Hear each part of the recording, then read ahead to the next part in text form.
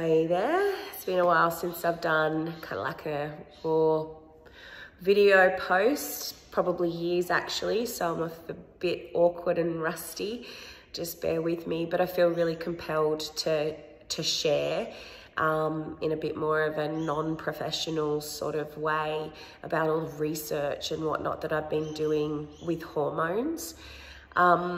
It's been bittersweet. I mean, it's mostly sweet, but it has had that light and dark side to it. The light is like, I have an answer now, and I can work through these things, and I'm continuing to research and learn more and more. But it also has that dark side to it of, man, if my doctor, if me as a naturopath, if one of the professionals, of the many professionals I was seeing when I was going through what I was going through for years, had have said to me how young women are when their hormones start changing, it would have saved me not just pain, it would have saved me agony in my life, literally saved me agony. So if I can share and help other people who might be the same as me and same as most women out there, and even professionals out there that think that menopause is something you have to deal with when you're 50 or, you know, maybe even later,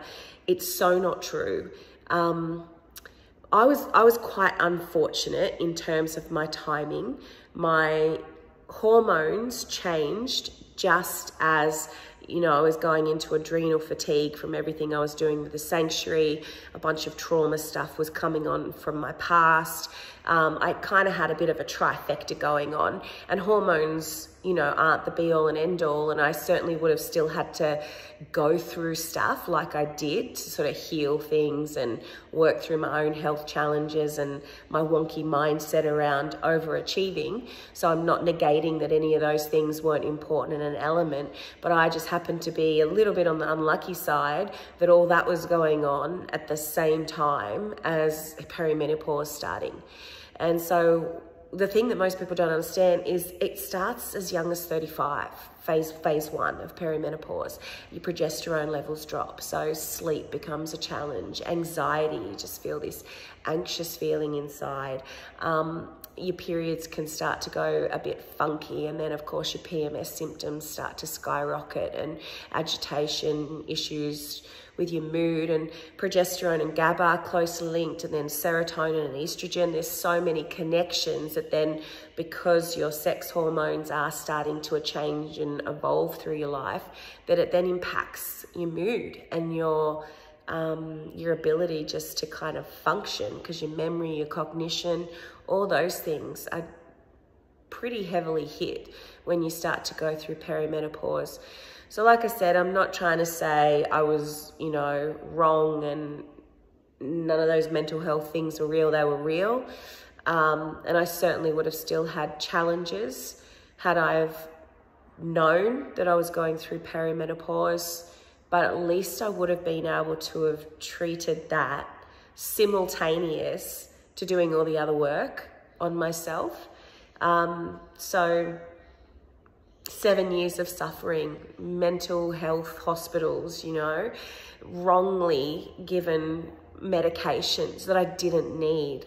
I would have been far better off with 750 milligrams of vitamin C a day than an antidepressant tablet. So if I can help other people not go through what I had to go through, then I really want to do that. I can't stress enough to kind of start keeping in check with where your hormones are at as you age.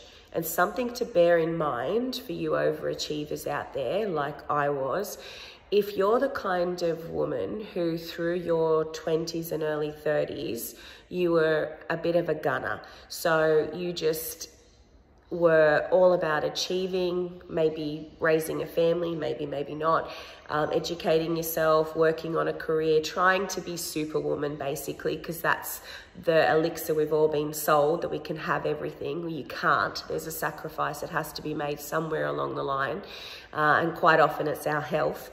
So if you're one of those people who really pushed yourself in those productive years, reproductive years, then you were kind of messing with your testosterone and your cortisol levels whilst you were doing that. And that is setting yourself up to have worse symptoms during perimenopause. And another thing that can drastically impact perimenopause is childhood trauma. So if you've suffered childhood trauma and you haven't done your work around that to heal it, perimenopause is going to hit you a lot harder too. I just think if I can at least get those two messages out there, they're so critical. You might just find that you can take the edge off with some natural remedies and you don't have to lose the plot like I did. Midlife boom, I'm not trying to get salesy here. I haven't even sort of properly launched it yet, but it's a passion project. When you've sort of suffered like I have, if you can help other people not go through that, that's what that program is all about. But if you just want a little bit of free advice, I have put together a little intro course that I will start to get out there so people can have a little look. I'm just sort of refining a couple of steps in the process. Or just DM me, you know. We're all ladies, we're all in it together.